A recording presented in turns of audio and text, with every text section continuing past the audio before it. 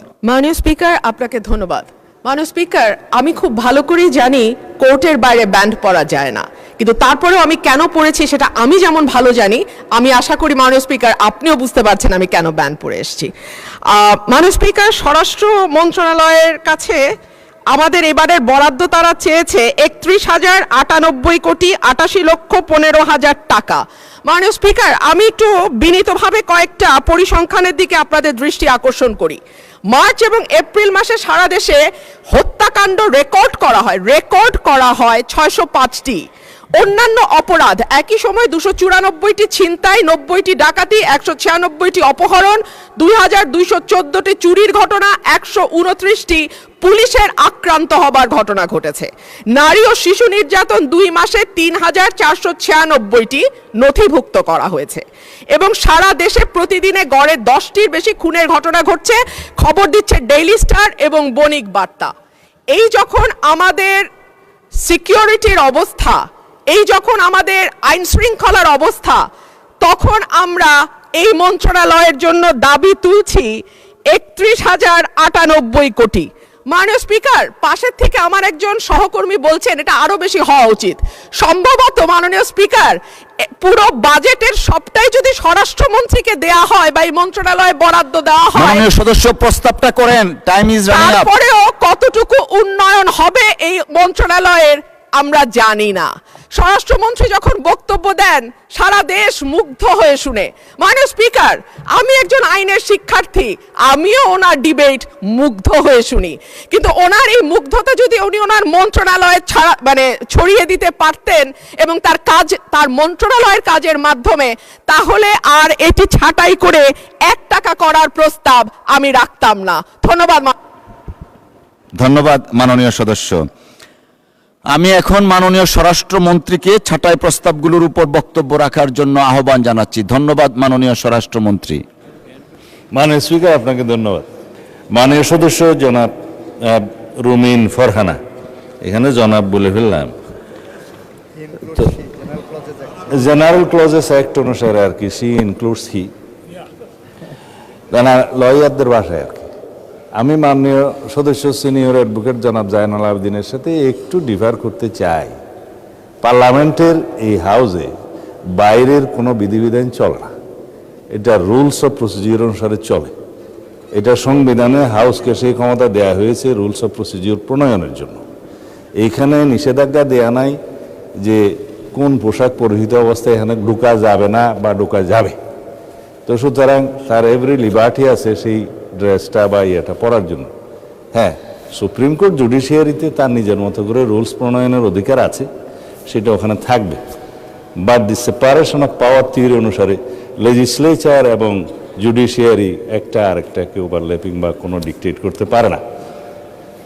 তাই আমি practising lawyer না, সেই জন্য আমি বোধহয় একটু জুরিসডিকশন ক্রস করে ফেললাম আর কি। শোভন পোশাক পরাটা ভালো, এটা অতীব শোভন পোশাক। ব্যারিস্টার রুমিন ফারহানা মুগ্ধ হয়ে আমার বক্তব্য শুনেন, আমি খুব কৃতার্থ হলাম। আমি আরো কৃতার্থ হতাম, একটু পরে বলতেছি। গত পরশু দেশের আইন শৃঙ্খলা পরিস্থিতি যেভাবে উন্নত হয়েছে সেটা ডাটা সহ, ক্রাইম রিপোর্ট সহ, খাতোয়ারি বর্ণনা এখানে দিয়েছিলাম। সম্ভবত আমার ওই মুগ্ধকর বক্তব্যটা আপনি সেদিন হয়তো শুনতে পারেন না, হতে পারে। তার মধ্যে ঐতিহাসিকভাবে বিগত 10-15 বছর, স্পেশালি 2025-এর রেফারেন্স সহ আমি ডাটাগুলো উল্লেখ করেছিলাম। ইন শর্ট দ্যাট খুনের চিত্র এই, ধর্ষণের চিত্র এই, নারী ও শিশু নির্যাতনের চিত্র এই, ডাকাতির এই সংখ্যা হিসাবে দিয়েছিলাম মাসওয়ারি। তাতে করে ঐতিহাসিকভাবে এই বর্তমান সরকারের দায়িত্বে আসার পর থেকে এই পর্যন্ত সমস্ত ডাটায় আমরা ঐতিহাসিকভাবে এগিয়ে আছি, মানে উন্নত আছে। সেই ডাটাটা আমি বলেছিলাম, আমি যেটা অন রেকর্ড এখানে বলেছি, সেই ডাটাটা ডিপার্টমেন্ট থেকে একটা ক্ষেত্রে বলেছি আমরা একটু পিছিয়ে আছি। সেটা হলো এই যে দর্শনের কেস রেকর্ডের ক্ষেত্রে আমরা একটু বেশি দর্শনের চিত্রটা পেয়েছি। তার একটা কারণ আছে, আগে ধর্ষিতারা রেকর্ড করতে যেত না থানায় বা পারতো না, সামাজিক বা রাজনৈতিক বিভিন্ন হস্তক্ষেপের কারণে। এখন থানায় গেলেই অথবা অনলাইনে তারা জিডি সহ অন্যান্য কিছু দায়ের করতে পারে, এফআইআর দাখিল করতে পারে। এখানে কোনো ইন্টারফিয়ারেন্স নাই, যার কারণে নাম্বারটা একটু ইনক্রিজ হয়েছে। তবে সুখের কথা হলো, ধর্ষণ যেখানেই হোক, শিশু হোক, নারী হোক, যে অবস্থাতে হোক, আমরা তাৎক্ষণিকভাবে সেটা পুলিশ ডিপার্টমেন্ট অ্যারেস্ট সহ চার্জশিট প্রদানের জন্য এবং মামলায় সহযোগিতা করার জন্য সাক্ষী উপস্থাপন সহ ট্রায়ালের সমস্ত ক্ষেত্রে একটা বৈপ্লবিক পরিবর্তন দেখতে পেয়েছি, যার জন্য রামিসা হত্যার বিচার হয়েছে 15 থেকে 17 দিনের মধ্যে। মাননীয় বিরোধী দলীয় নেতা দাবি করেছিলেন 15 দিনের মধ্যে বিচার করতে হবে, 17 দিনে বিচার হয়েছে। এটা বাংলাদেশের রেকর্ড। আমরা তনু হত্যার আসামিকে দীর্ঘ 15-17 বছরে যে রেকর্ড নাই, সেই রেকর্ড ভঙ্গ করে আমরা তনু হত্যার আসামি ডিএনএ রিপোর্টের উপর ভিত্তিতে আমরা অ্যারেস্ট করতে সক্ষম হয়েছি মাননীয় স্পিকার। বাকিগুলো আইন শৃঙ্খলা পরিস্থিতি উন্নয়নের ক্ষেত্রে বলতে চাই, চট্টগ্রামের বাকুলিয়া একটা শিশু ধর্ষণের প্রচেষ্টা হয়েছিল, সেটা তাৎক্ষণিকভাবে অ্যারেস্ট হয়েছে এবং সেটাও মামলা চার্জশিট দাখিল করা হয়েছে সম্ভব। এইভাবে সমস্ত জায়গায় আমি আরেকটা বিষয় উল্লেখ করবো না, যেহেতু আমাদের অ্যাটমসফিয়ারটা খুব ভালো আছে। দলমত নির্বিশেষে দলীয় পরিচয়ের ভিত্তিতে এখানে কোনো পুলিশ কোনো অ্যারেস্ট গ্রেফতার করা হয় না, করছে না। অপরাধীকে অপরাধী হিসেবে ট্রিট করছে। সেটা বিরোধী দলীয় পক্ষ থেকে আমরা পেয়েছি।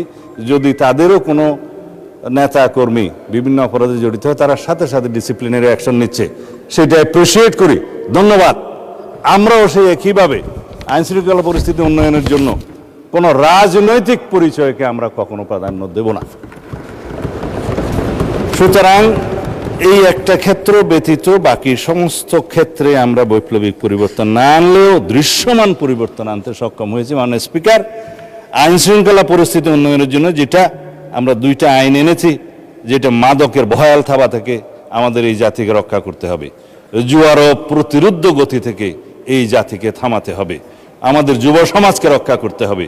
সেই জন্য আমরা মাদকদ্রব্য নিয়ন্ত্রণ অধিদপ্তরকে একটা স্বয়ং সম্পূর্ণ ডিপার্টমেন্ট হিসেবে আমরা পরিচালনা করার সিদ্ধান্ত নিয়েছি।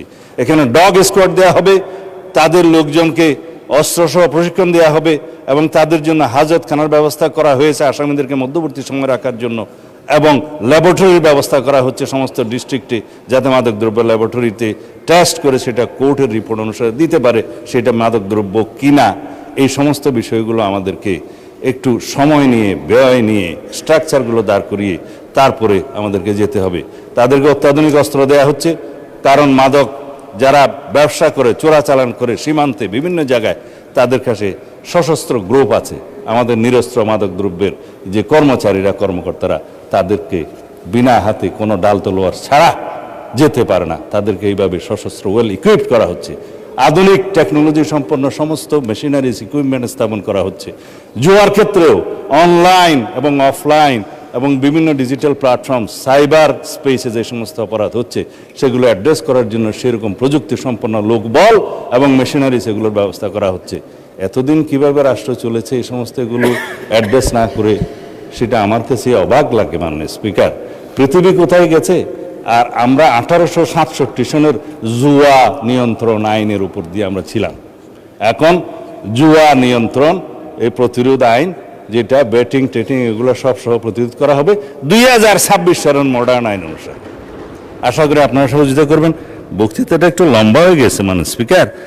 আমি এই ছাঁটাই প্রস্তাবগুলোর প্রতীকী ছাঁটাই প্রস্তাবগুলো গ্রহণ করতে পারছি না বলে দুঃখিত। মাননীয় স্পিকার, আমাদের উত্থাপিত দাবি অনুসারে দাবি নম্বর 20 আপনি দয়া করে মঞ্জুর করবেন। মাননীয় সংসদ সদস্যদের সহযোগিতা কামনা করছি। ধন্যবাদ। জি, আপনাকে ধন্যবাদ মাননীয় স্বরাষ্ট্রমন্ত্রী। মহান সংসদের সামনে প্রশ্ন হচ্ছে, মাননীয় সদস্য জনাব মোহাম্মদ আব্দুল খালেক এবং রুমিন ফারহানার ছাঁটাই প্রস্তাবগুলো গ্রহণ করা হোক। যারা এই প্রস্তাবের পক্ষে আছেন তারা হ্যাঁ বলুন, যারা এই প্রস্তাবের বিপক্ষে আছেন তারা না বলুন। আমার মনে হয় না জয়যুক্ত হয়েছে, না জয়যুক্ত হয়েছে, না জয়যুক্ত হয়েছে। অতএব ছাঁটাই প্রস্তাবগুলো নাকচ করা হলো। সংসদের সামনে প্রশ্ন হচ্ছে, মাননীয় স্বরাষ্ট্রমন্ত্রী জনাব সালাউদ্দিন আহমদের প্রস্তাব মতো স্বরাষ্ট্র মন্ত্রণালয় খাতে মহামান্য রাষ্ট্রপতিকে অনধিক 31,098,88,15,00,000 টাকা মঞ্জুর করা হোক। যারা এই প্রস্তাবের পক্ষে আছেন তারা হ্যাঁ বলুন, যারা এই প্রস্তাবের বিপক্ষে আছেন তারা না বলুন। আমার মনে হয় হ্যাঁ জয়যুক্ত হয়েছে, হ্যাঁ জয়যুক্ত হয়েছে, হ্যাঁ জয়যুক্ত হয়েছে। অতএব দাবি নম্বর 20 মহান সংসদে গৃহীত হলো।